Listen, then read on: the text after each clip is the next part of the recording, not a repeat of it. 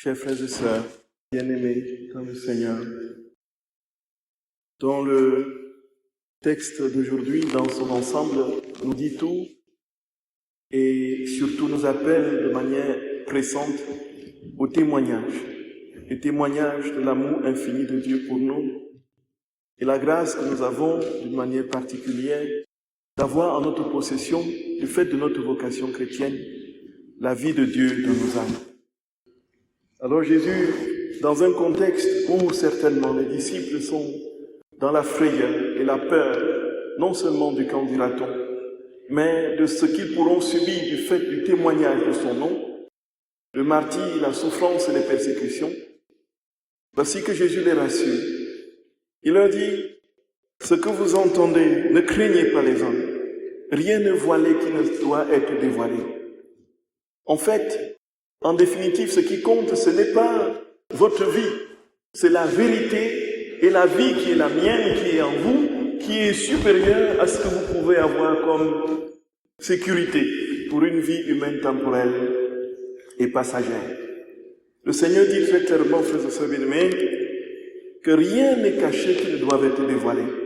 Ici, bien sûr, on entend que le dévoilement, la révélation, c'est de l'ordre, effectivement, de la manifestation pleine et parfaite de cet amour de Dieu qui a un seul nom, Jésus-Christ notre Seigneur, qui est venu mourir pour nous sur la croix et de laquelle croix coulent les flots de grâce, de bénédiction, les fleuves d'eau vive pour abreuver les âmes de tous les temps et de tous les siècles. Voici, frères et sœurs bénis, la seule chose qui doit être annoncée en vérité. Là où aujourd'hui, on a assisté à une sorte de dévoilement pervers, des réalités noires de l'âme humaine, le Seigneur nous dit, dévoile ce que je suis, dévoile la vérité de mon amour aux yeux du monde. Et peu importe ce que cela te coûtera, peu importe ce que cela pourra entraîner comme dégradation de ton image, y compris si cela allait plus loin, comme dans d'autres contextes sociopolitiques, jusqu'à la supprimer ta vie, puisque Jésus dit, ne craignez pas ceux qui peuvent tuer le corps, mais ceux plutôt qui peuvent tuer l'âme et la pousser dans la géhenne. Voici le Seigneur nous dit, frères et sœurs bien-aimés, sois prêt à me témoigner, à témoigner de moi, jusqu'à mourir si je te le demandais. C'est puissant. C'est puissant. Et pour nos oreilles, et pour notre condition aujourd'hui, frêle, dans le contexte qui est le nôtre, où notre foi n'est pas suffisamment affermie, où nous faisons des pas en avant et des grands pas en arrière, ces paroles résonnent comme un véritable fouet. Et nous pouvons nous poser la question, quel est le critère définitif de l'être chrétien? Est-ce, frères et sœurs bien-aimés, la pratique? Est-ce un ensemble de choses que l'on fait? Est-ce un ensemble de paroles et de discours que l'on tient? Est-ce un ensemble d'activités, de réunions que l'on multiplie? Non, l'être chrétien, c'est l'amour par excellence. Et l'être de l'amour, la manifestation, le témoignage de l'amour suprême et parfait, nous a été donné par notre Seigneur lorsqu'il est venu mourir pour nous. Et cela veut dire que si nous voulons être véritablement en conformité avec cet amour qui s'est donné à nous, nous devons nous aussi être capables de l'aimer, au point où si nous demandait notre vie, que nous la lui donnions.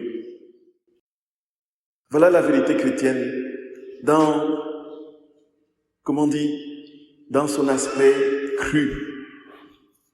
Il n'y a rien qui puisse se substituer à cette vérité. Alors le Seigneur nous dit, frères et sœurs bien-aimés, et maintenant que je vous dis cela, comment pourrez-vous aller et témoigner de moi au point, si c'était possible, de vous donner totalement, y compris de perdre votre vie?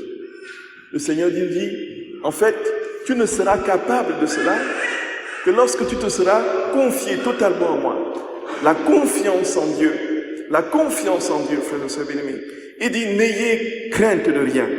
Il dit, vous ne valez, vous, 2 moineaux sont vendus pour 1 sou, mais vous valez plus que tous les autres moineaux.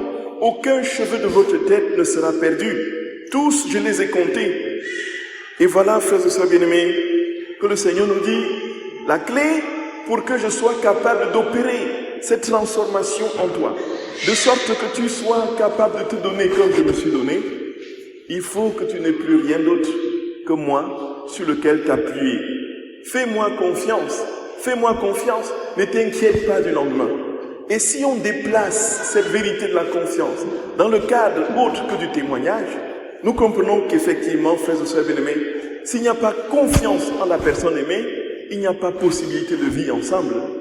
Et Jésus nous dit très clairement, tant que tu n'auras pas totalement, parfaitement et entièrement confiance en moi, alors il sera impossible pour moi de venir en toi et d'agir et d'opérer mes œuvres. Et le Seigneur, dans la confiance, frères et sœurs bien-aimés, fait ici appel à tout, pratiquement tout.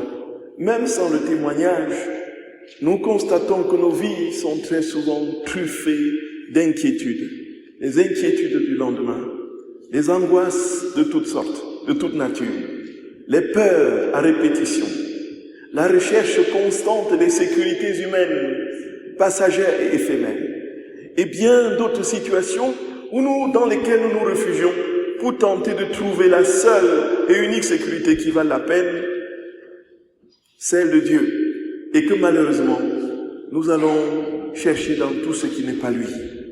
Voici, frères et sœurs bien-aimés, le Seigneur nous dit très clairement, fais-moi confiance, vis au jour le jour, donne-toi totalement à moi, ne laisse pas le doute et l'inquiétude du lendemain rentrer dans ton âme, vis chaque jour comme si c'était le dernier jour, et entre dans mon cœur, là où tu trouveras la sécurité véritable, là où je te blottirai de mon amour, là où tu seras protégé contre tous les assauts du doute, tous les assauts de toutes sortes qui voudraient t'enterrer de t'éloigner de moi.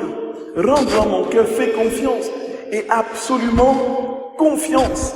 Et alors je serai capable de t'amener là où tu seras incapable, là où tu es naturellement incapable d'y aller.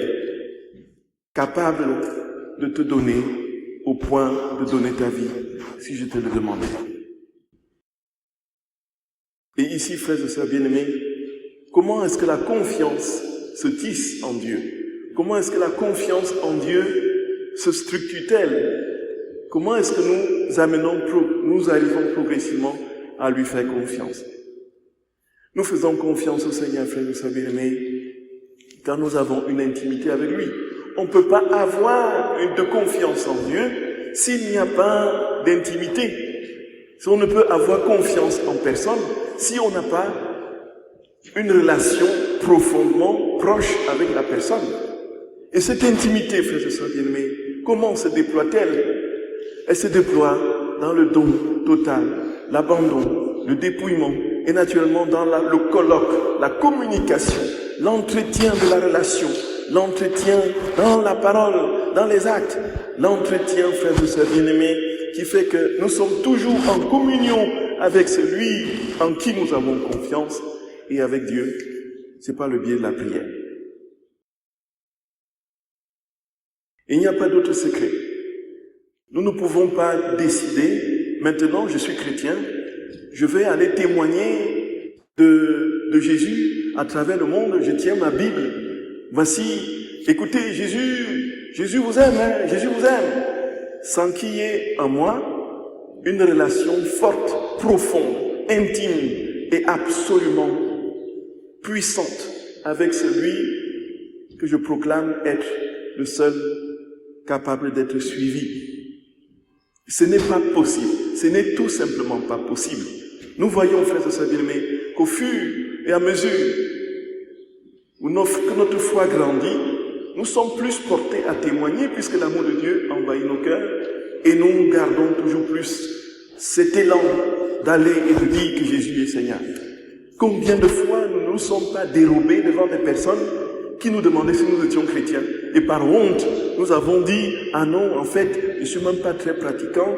Vous savez, donc je vais une fois de temps en temps, parce que, ceci, tout simplement, parce qu'il n'y a pas en nous l'amour qui fait que nous sommes capables d'essuyer l'opprobre et le ridicule devant ceux qui ne sont pas du Seigneur et qui ne parlent pas de lui. C'est tout simplement parce que notre amour pour lui n'est pas grand, n'est pas suffisamment grand. Et tout le Seigneur nous dit, frères et sœurs bien-aimés, témoigne de moi, en quelque sorte, entre en moi, et je témoignerai de moi en toi. Témoigne de moi, parle de moi. Alors, pour en être capable, laisse-moi le faire en toi. Et pour que je vienne en toi le faire, laisse-moi toute la place.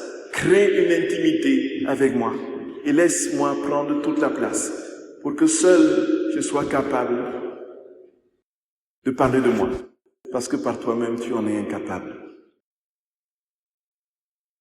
Demandons cette grâce au Seigneur, frères et sœurs bien-aimés, pour ne pas un jour entendre ces paroles terribles du Seigneur. Moi aussi, je le régnerai devant mon Père qui est aux cieux. Que ce soit plutôt cette première partie de cette célèbre phrase épilogue de cet évangile. Quiconque se déclarera pour moi devant les hommes, moi aussi, je me déclarerai pour lui devant mon Père qui est aux cieux. Plaise au Seigneur de nous accorder la grâce d'être véritablement chrétiens, d'entrer dans son intimité, de laisser nos vies être transformées par lui, et pour que nos vies témoignent de lui tout naturellement, et si le Seigneur le veut, de manière explicite, et s'il le veut, que nous la lui remettions, parce que le monde est opposé à la vérité et à la lumière. Seigneur Jésus, nous te supplions humblement, accorde-nous cette grâce, nous t'en supplions, de t'aimer sans mesure, à la mesure même de ton amour qui est sans mesure. Et aide-nous, Jésus, à n'avoir que toi, comme seul et unique socle, comme seule et unique fondation de notre vie. Aide-nous à ne vivre que pour t'aimer et mourir en t'aimant. Donne-nous de vivre en toi, pour que tu parles et témoignes de toi à ceux qui nous entourent, jusqu'au jour où nous serons tous unis à toi, dans ta maison, dans la perfection de ta gloire, de ta lumière, de ta sainteté, pour les siècles des siècles. Amen.